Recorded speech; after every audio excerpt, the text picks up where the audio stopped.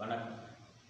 1962ஆம் ஆண்டு பேரறிஞர் அண்ணா அவர்கள் பாராளுமன்றத்தில் பேசக்கூடிய நேரத்தில் வரி விதிப்பை பற்றி தெளிவாக சொல்லியிருக்கிறார். வரி விதிப்பையே நீங்கள் ஒரு கொள்கையாக வைத்திருக்கிறீர்கள்.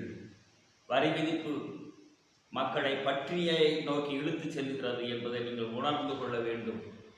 உங்களுடைய முறையான ஒரு திட்டமிடுதல் இல்லாத காரணத்தினால் ஏற்படக்கூடிய பொருளாதார இழப்பை மக்கள் மீது நீங்கள் திணித்துக் கொண்டிருக்கிறீர்கள். இது எந்த வகையில் முறையாகாது.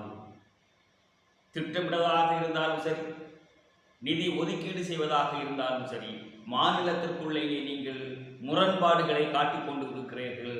அது இந்தியா என்ற ஒரு சொல்லில் நிலைத்து நிற்குமா என்ற ஒரு கேள்விக்குறியை உருவாக்குகிறது.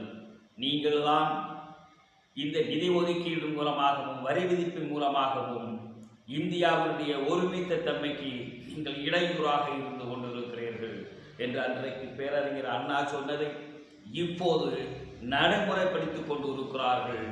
இந்தியாவை துண்டாடுவதற்குரிய முயற்சிகளெல்லாம் அவர்கள் செய்து கொண்டிருக்கிறார்கள்.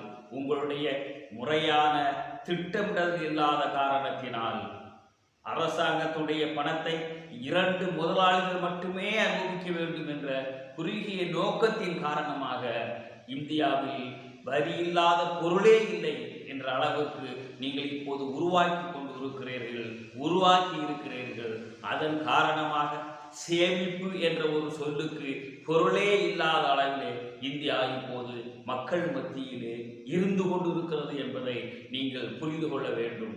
திட்டமிடுவதின் காரணமாகவும் அதே நேரத்தில் நிதி ஒதுக்கீட்டின் காரணமாகவும் இந்தியாவை நீங்கள் பிளவுபடுத்துவதற்கு உங்களுடைய கொள்கை ஒரு காரணமாக இருக்கிறது. பிரிவினைவாதி என்று யாரையுமே பார்த்து சொல்லுகிறீர்களே, பிரிவினைவாதியாக இருப்பவர் நீங்கள்தான் என்பதை புரிந்து கொள்ள வேண்டும். மக்களும் இதை புரிந்து கொள்ள வேண்டும். மக்களை பட்டினியால் நோக்கி இழுத்து செல்லக்கூடியது யார்? வரி விதிப்பு என்ற ஒரு சொல்லால் சேமிப்பு என்ற சொல்லுக்கு பொருளே இல்லாமல் இந்த அரசு, இந்த ஒன்றிய அரசு மக்களை வழிநடத்தி கொண்டிருக்கிறது என்பதை நாம் புரிந்து கொள்ள வேண்டும்.